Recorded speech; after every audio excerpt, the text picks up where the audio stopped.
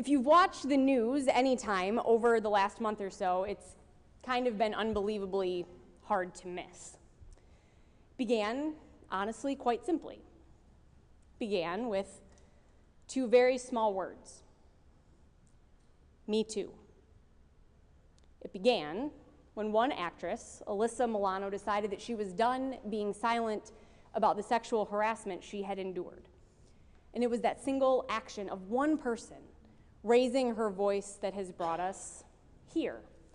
Weeks upon weeks of more names, more stories, more allegations. It has been a never-ceasing flow of bombs being dropped from people that maybe you weren't super familiar with unless you paid attention to Hollywood, people like Andrew Kreisberg, showrunner for shows like Supergirl and The Flash, people like Brett Ratner, who helped get films like Wonder Woman made, and names that have been beloved, well-known, names like Harvey Weinstein, Kevin Spacey, Louis C.K., George Takei. The list could go on and on and on, and those are just the names in Hollywood. We have reached a time where women and men alike have decided that they are done being silent. And while there has been so much good born out of people finding their voices, it has not stopped the last month from being hard and unbelievably painful. In conversation with friends and colleagues, the same question keeps coming up. How? How has this happened? How has it taken this long for so many stories to come out? How has this much silence abounded? And I think that that question has been the one that has plagued my heart the most through all of this, because along with the stories of the actual abuse, there have come the accompanying stories of those that stood back and watched it happen. There have been stories of actors saying their agents willingly sent them into dangerous situations because that was what just had to happen to get them that job. There have been stories of general acceptance that, well, that's just how things are. There have been stories of everyone on a set knowing what was happening and no one being willing to be the voice for the voiceless, driven by many things in their silence. For some, driven by fear. But for many, driven by a woeful sense of complacency, that they would simply be a voice crying out in the wilderness that no one would pay attention to, and so they didn't say anything. And thus, for decades, people, women in particular, have suffered. Might seem like an odd segue, this shift from Hollywood scandal and drama to this morning's gospel, but honestly, at the heart of these stories, there lies the same truth and the same questions. We have all been entrusted with a certain amount of responsibility. We have all been entrusted with our own corners of God's kingdom, and we are called to do something with them. And it is out of that reality that come the questions: what will we do with what we have been entrusted with? How will we use it? And ultimately, what do we end up hoarding out of fear? What do we end up letting fall to the wayside because of complacency? Yet again, Jesus lays a somewhat stark, somewhat startling, somewhat grim parable at the disciples' feet in an attempt to get them to understand what the kingdom of heaven will be like when he returns. Just like last week, Jesus is trying to get the disciples to see beyond the here and now, to see to the future, to the reality that there will come a time very soon, when they will have to live without him. And they will have to figure out how to live in that in-between waiting time, because though he will be gone for an unspecified amount of time, he will not be gone forever. And when he returns, there will most certainly be a question about how they spent their time. Now, there are many ways that you could look at all the characters in our parable this morning, particularly this slave owner. On the one hand, he seems incredibly trusting, for our gospel doesn't say he left some of his possessions with his slaves. It says he left all of his possessions with them. He puts all he has into the hands of these three men, and it's not as if what he has is some measly amount of money. 8 talents total, the equivalent of 120 years of work. This isn't just chump change or 3 pennies that he has put into their hands. So then you could also look at him and say that he seems extremely foolish. Who just walks away from all he has and hands it over to other people to control? And then we also have to wrestle with the image of the master from the end of this parable, the vision of him through the third slave's eyes, a harsh man, only out for himself and no one else. And there can be no denying the punishment that he levels at the slave that displeases him. So we're also dealing with a far from perfect man. And then what are we to do with his slaves? The first two, entrusted with 75 and 30 years worth of salary respectively, they seem to be risk takers. They recognize what they've been entrusted with, and yet they still go out into the world boldly, willing to take the chance that they could fail, all in the hopes that they end up doing something spectacular. And then they do. Each of them doubles their master's money and are rewarded for their boldness. They had been entrusted with some, and they will only be given more. They took what they had and came out the other side with more, bettering the life of their master and their own in return, proving that sometimes risk does indeed reap certain rewards.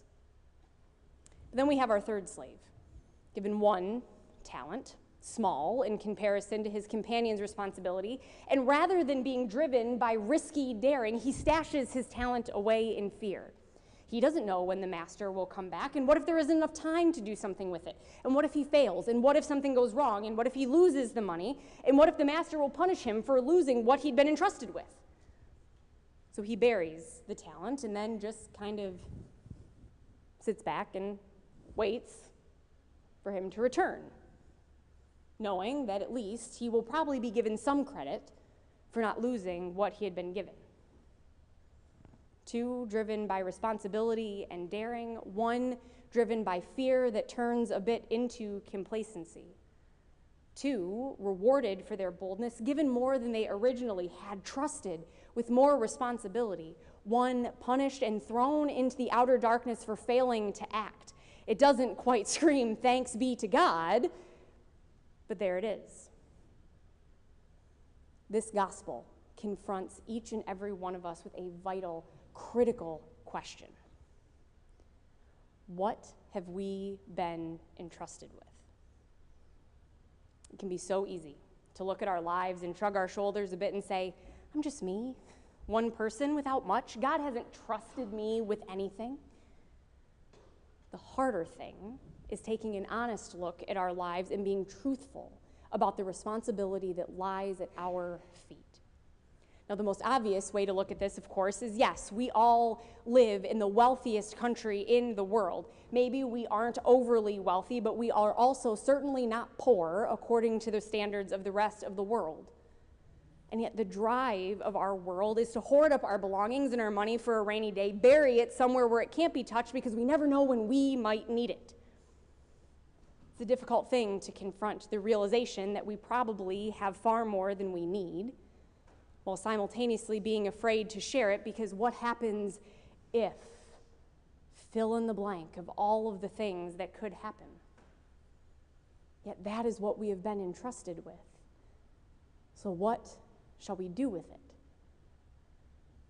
The less obvious things, though, the less obvious things that we have been given, well, in many ways, they are even more important because each of us have been entrusted with voices and abilities. We have been entrusted with this particular corner of the world to nurture and make better.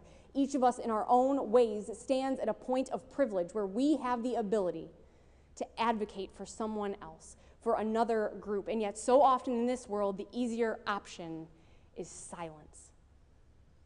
We don't want to talk about racism. We don't want to talk about sexism. We don't want to talk about ableism. We don't want to talk about ageism. We don't want to talk about homophobia. We don't want to talk about poverty and wage disparity. We simply sometimes don't want to talk at all. And so we just hoard our voices and keep quiet. And far too often that is because we are either afraid because there might be consequences, afraid because what if no one listens, afraid because what if we make someone angry, afraid because what if someone finds out what we really think, afraid because what if speaking out means that we actually have to start acting too? But sometimes it isn't just our fear that motivates us. Sometimes our silence, our hoarding of our voices, our opinions is because we have simply grown complacent. Far too often we have simply decided that this is just how things have been for so long. There's no way that we can change them, so this just must be how things have to be. Far too often we are overwhelmed by how much work there still is to do that we decide that it is easier to just do nothing.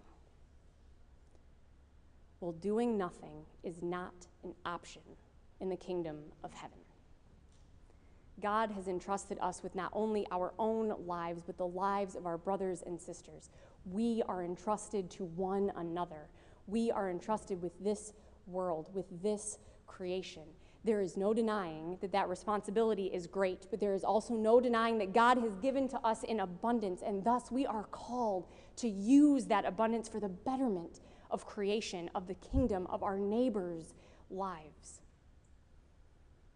So we come back to that question. How are we going to use what we have been entrusted with?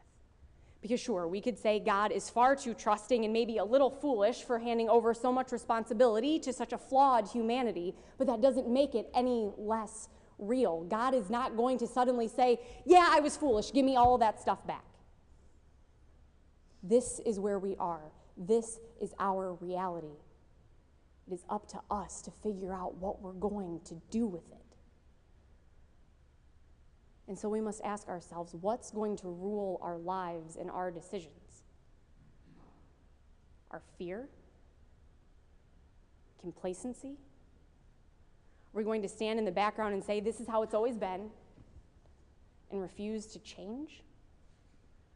Are we going to bury everything in the backyard because that's safer?